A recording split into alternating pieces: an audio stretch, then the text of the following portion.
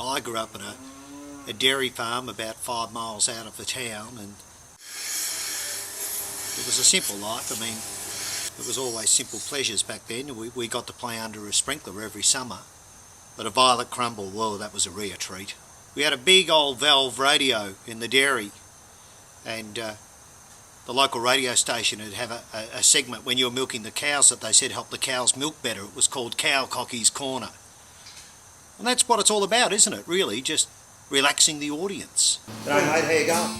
From the makers of nothing 2 pickled onions comes a show that guarantees zero entertainment. Hamburger with the lot, everything. Everything, sauce? Yeah, pepper, salt. Zero entertainment.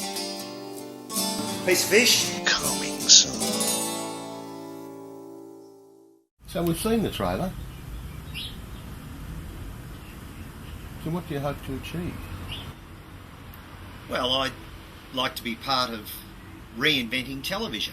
I mean, we've grown up in a world where we're led to believe that television has to be entertaining. And it doesn't. How good would it be if you could come home from work, you've had a hard day, you come home, you turn on the telly, you might want to get up and make a toasted sandwich, a cup of tea, take a phone call. You can come back 10 minutes later, you haven't missed a thing. You're allowed to be what you're intended to be, what you wanted to be when you turned it on. You are simply a viewer. I'd love to do a series of lifestyle shows where we just simply say to people, your backyard's fine the way it is, leave it. It's an expensive business, TV. It must be hard to get backing for something that's non-entertaining. Oh yes, it is. It is. I went to the bank. No. They said no. They said we're in the business of loaning money for people to buy houses. So I thought, fine, I'll sell my house, get the money to make the shows, because I know I can always go back to the bank and get a loan to buy another house. I mean, it just came down to logic. I sold the house. Best thing I ever did. It's amazing what a little mullah can do to get things going. Went out today and did some investigative journalism, went into a shop, asked some questions, got some answers. G'day mate. Do you sell coke? Yeah.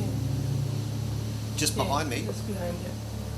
What? Whereabouts? Over there? Just, it's that easy. I just go there and get it. Yeah. That's okay? But I can do that myself? Yeah, you can do Quite open about it? it. Alright. Okay, some coke. Yeah. You can get it. So have you had any expressions of interest? I've had some really positive feedback. I mean, I've bounced my ideas off some fairly prominent people in the industry. Mate, we're in. Yeah, just set up the meeting. Yeah. Yeah, you got him. Yeah. What do you mean who? Roland Roccacelli. Mate, he knows everyone. He must have heard something. He wouldn't just see anyone. We're in, mate.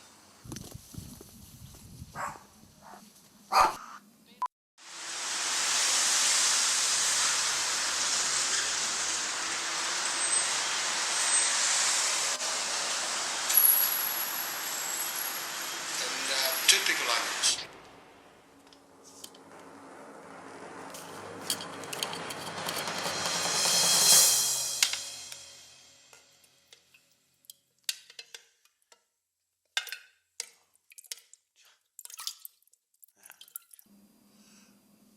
I've seen enough. Oh, answer the phone.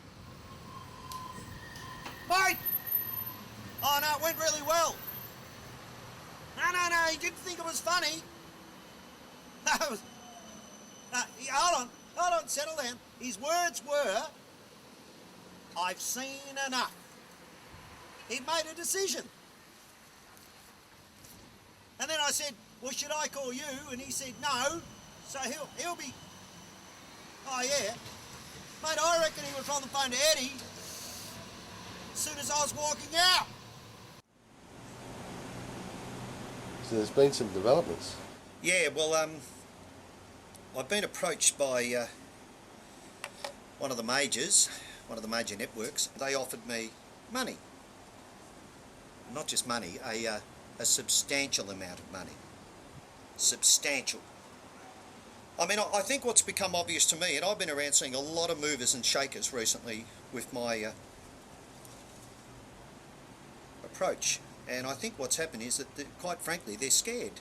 And there's a lot of people out there that if you say to them you're not allowed to entertain on television, they won't know what to do. I mean, it's the only skill, if you can call it that they've got. Part of accepting that substantial amount of money is that I will not appear on television for another 25 years. They've offered me a poultice of cash, and I've decided to take it. So what's it like coming into a bit of cash, mate? Coming into cash, well, it's different. Your whole reason for being changes when you come into cash. The way people see you changes. I went to the bank manager saw me, spotted me.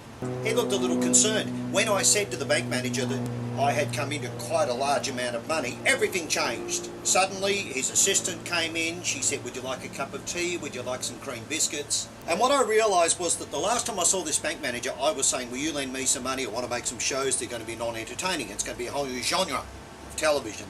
This time I'm in there saying I've got a poultice of cash, and he's all over me, and I thought how sad it was. You know, I remember when I was a kid, a bank manager was one of the most highly regarded members of the community. He was right up there with a counsellor, and by that I don't mean a therapist or a shrink, I mean a counsellor that's in the Shire. Or the chemist. The chemist normally had a park named after him. That's how important he was. But the bank manager, he was a magnificent man, with a magnificent family. And if mum and dad had a meeting with the bank manager, you knew that the good clothes were going to go on, and you knew that if you were with them, you had to be on your best behaviour. Now, if you want a meeting with a bank manager, you could ring him and say, I'm in a septic tank up to here, and he'd say, fine, I'll come and see you. Oh. And he'd bring the cream biscuits with him, and he wouldn't get them soggy. I mean, that's what it's like now. It's all changed. So, have you really achieved anything? Well, yes, I have. I mean, I'm delighted to say that last night I sat down to watch television, and the movement has started. There is already a huge swing towards non-entertaining shows. There's a lot of them on now. So I feel really comfortable about things, and I feel that I have achieved a lot. I mean, at the risk of bragging, I like to think that I started this movement. And I mean, call me a dreamer, but I'd like to one day see an award show specifically for non-entertaining shows. And if I'm anyway, my name is anyway associated with that, I'd be very humbled. Well, what do you mean? An award show named after you? Oh, well, that's not for me to say, that's for others to decide. But I mean, I'm just an average man that wanted average television, and that's what we're getting now, so I couldn't be happier.